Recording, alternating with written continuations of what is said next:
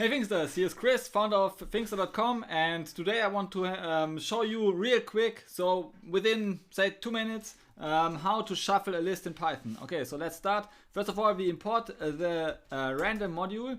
Now say we have a list of elements, okay, and now we like sort these elements 5, 6, 7, 8, 9, for example. Yeah, so now we have 10 elements in the list. They are kind of sorted. You could also use the same like the list function on the range function, range 10. This would generate the same list. Okay, so these two are actually equivalent.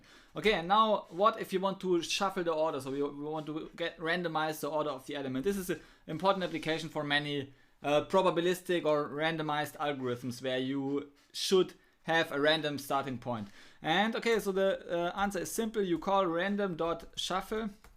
You use it on your list, so you simply pass your list, and then you print the list, and you see the shuffling happens in place. Okay, so we print the list A itself, and now you see the elements have a random order. So we still have all elements in the list, but now they have a random order, and you see the order of the elements in the list itself is changed. Okay, so it doesn't create a new list of elements, it shuffles the elements in place. And so so how can you create a new list with shuffled elements?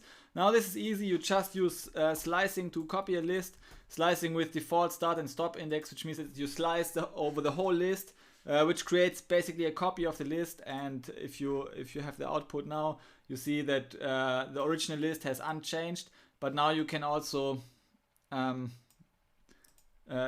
now for example you need to assign this new list to a variable named B, for example. Now you can shuffle B and will shuffle B in place. Okay, so if you execute this, you get the shuffled list B. Okay, so this is how you can create a copy and shuffle the list, create a new list with shuffled elements and leaving the original elements unchanged. Okay, thanks for watching this video, and see you in the next video. Bye.